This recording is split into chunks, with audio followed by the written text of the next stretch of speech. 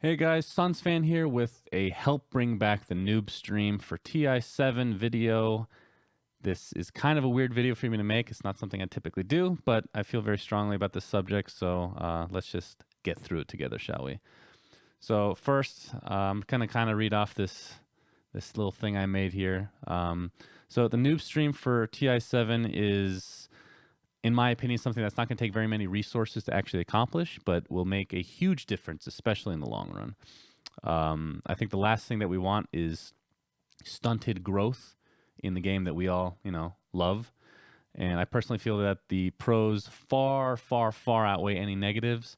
But in the end, I'm pretty biased. So maybe you guys can bring me back down to earth, or maybe even agree with me. Who knows? But my hope with this video and the post that I'm going to make on Reddit is to create some sort of a movement to get the noob stream back to TI, because in its current state, I don't think it's actually going to happen.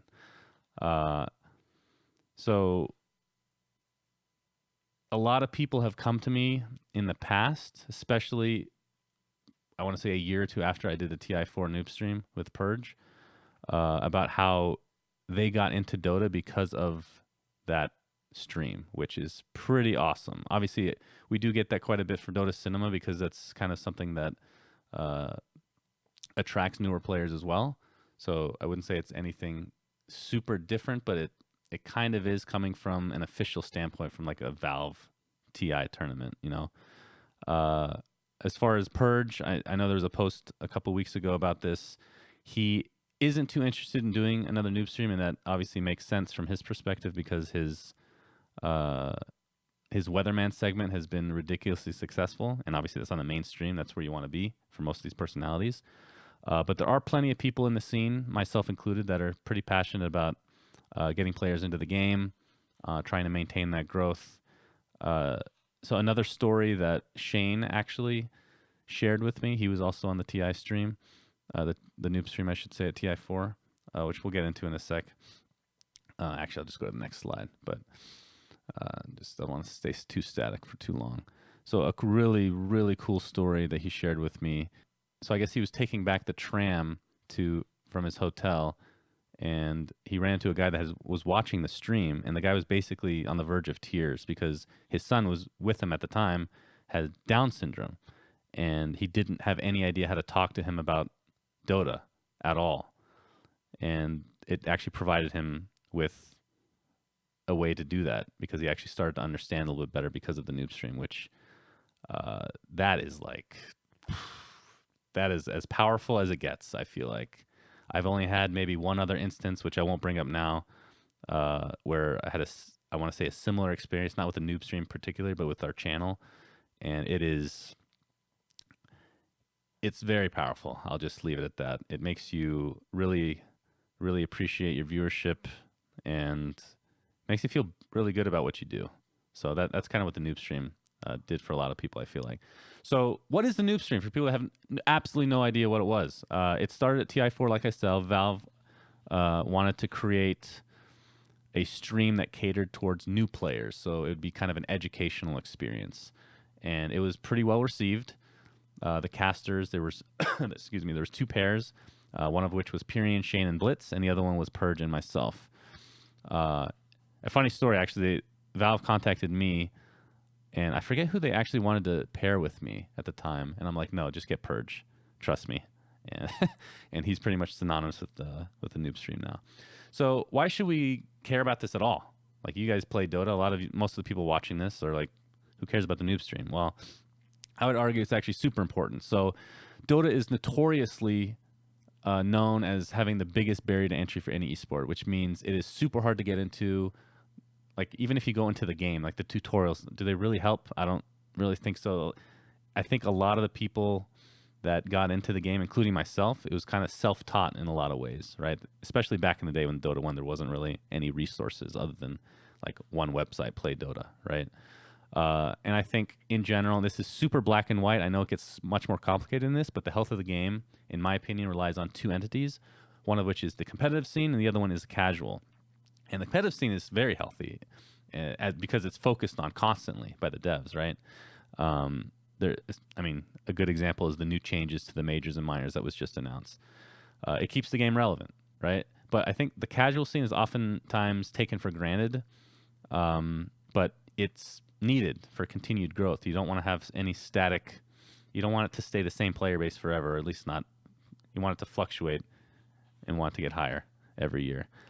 And actually, this next point, a lot of old players stopped playing after 7.0 because they were too overwhelmed. What that means is, with a noob stream, you're thinking about, oh, it's going to cater to brand new players, but also to players that quit because they couldn't keep up with all the changes. And the last line is my next point. The international is a tournament that everyone is going to watch. So if you're an older player, you're probably going to watch TI. And if you've quit in the past because the game changed too much, well, this is an amazing opportunity to actually just catch up to some degree, right? Instead of jumping into deep water, if you will, on the mainstream. So why bring it back? So I think it's pretty cost effective. Not many resources are going to be needed on Valve's end. It gives work to dedicated personalities that don't get invited to the mainstream. I mean, every year they have invites to TI, and people are like, oh, this guy got snubbed or this guy got snubbed. Well, this provides, at the very least, a job for several people that have obviously dedicated themselves to the game, which I think is something that should be celebrated in some manner. As we talked about, also brings new players in and brings back the old players that have lost interest based on major changes. And the cool thing about this is the formula for success already exists. I just think it needs minor tweaks, which we'll get into in a second here. So what worked in the past? I think for TI4 was considered the most successful noob stream out of any other iteration. One constant stream, that's a huge deal. And we'll get into this one in the next slide, I believe. But having one stream on for the entirety of TI is needed, 100%. If you're going to do a noob stream, that's the only way to do it, I think. Creates a storyline for a lot of these new players, and it's much easier to track because you're like, oh, is the noob stream on at this time? No, it's just on all the time. I think duos and trios that work well together has worked quite well in the past. I don't think it can be random people. This is something Valve maybe did a little bit early on, like TI 2 or 3 range, but lately they've been getting a lot better at this, where they're not just putting, hey, I'm putting a main caster with an analyst and they're just going to work, right? You got to find people that have good chemistry. I think that was overlooked in the past, but not so much anymore. There needs to be balance in educational and lightheartedness. So obviously you don't want to be too dry. You don't want it to be like you're going to school, but at the same time you don't want to be too silly either. You want to find a good balance. And I think something that worked quite well the first at TI4 was advertising the noob stream on the mainstream. So they would mention on the panels like, hey, if you're a new player, go to this, blah, blah, blah. And something I don't think they did, but I could be wrong. But either way, it's very easily remedied. Promote it on Dota2.com and what other media you use. Easy peasy. So what didn't work? Intermittent stream, we kind of delved into that in the last slide.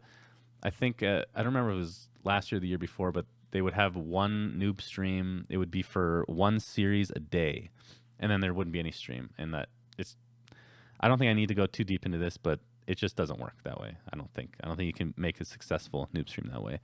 And the one thing that I noticed is that it got very stale at times, aka pretty repetitive.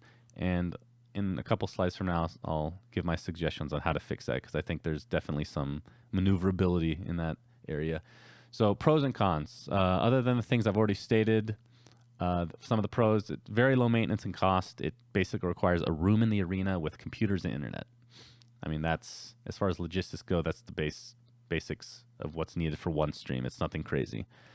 As far as cons, there is a low viewer count. You're going to have like 3 to 5K viewers. If you're super successful, it'll be like 10K. And obviously it's going to cost money to pay people that actually do it, right? As far as the low viewer count, I think that's not that big of a deal, because over the course of an entire TI, you're talking about like 3 to 5K concurrents, right? People watching at a time. But throughout the entire tournament, you're going to have probably at least 100K uniques. And I mean, think about all the people that are brand new players that tune into the mainstream and then just lose interest because it's just too overwhelming. This is their stream, right? This is for them. So that's my argument against that. So my vision, I think the most basic setup would require just one stream, Pretty simple. You have 2 sets of rotating casters, which is 6 total people, and you just put them on a couch and have 1 webcam. So 2 people are casting the game, and then the third person would be in as like a sideline reporter. So you'd get live questions from chat or from Twitter or Facebook or whatever, and you can put relevant information on the screen, such as common abbreviations, which is something that, like if I say BKB, a lot of people aren't going to know what the hell that means, right? And I don't want to repeat over and over because it just, again, gets repetitive. So just putting it on the screen is something super easy that can be implemented. So in this example, they're taking a question from Twitter, and then, hey, we just talk about it. Pretty easy. And of course, keep in mind, there's not like a huge delay on any LAN. It's going to be pretty much live. I say pretty much because there's going to be automatic Twitch delay of like 10-15 seconds or whatever, but pretty negligible. I think another cool thing to add is to have lineups appear below the stream that people can check out like once the heroes are drafted in the game. So you can learn more about each specific hero without us having to, or without the casters having to actually go over them individually necessarily, right? This one is a little bit tricky. If I were involved, that is, I would want to talk with Twitch to see if it's possible to do. But in theory, I know it is. It's just about whether it's worth the effort, I guess is the best way to put it, especially from Twitch's end. But just imagine being able to learn about all the heroes on your own without having to wait for the casters to talk about it. Another thing is having videos pre-made that you can show during the game to go over hero skills.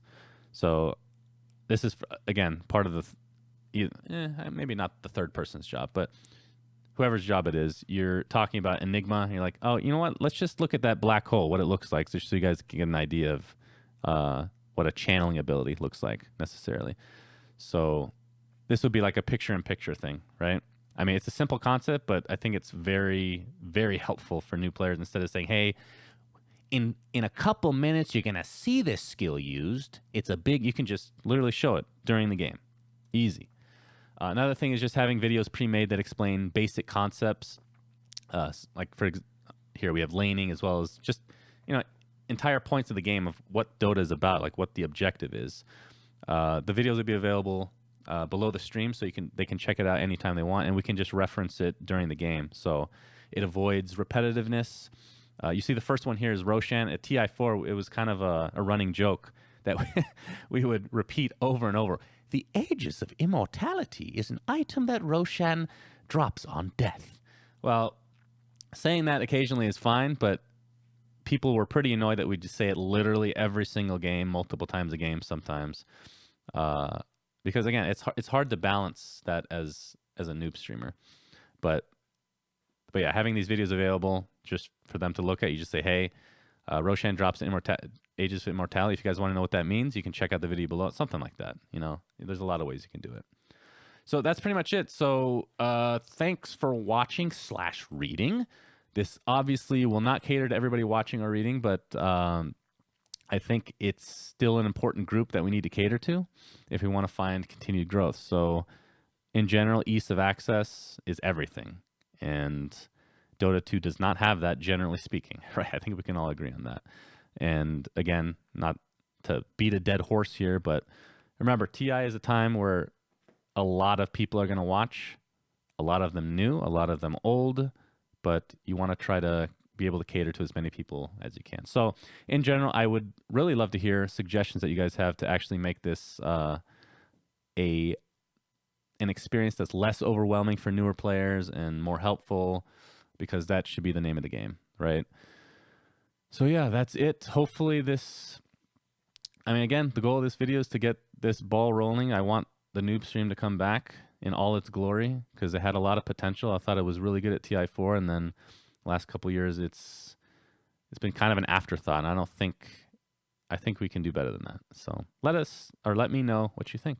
Thank you.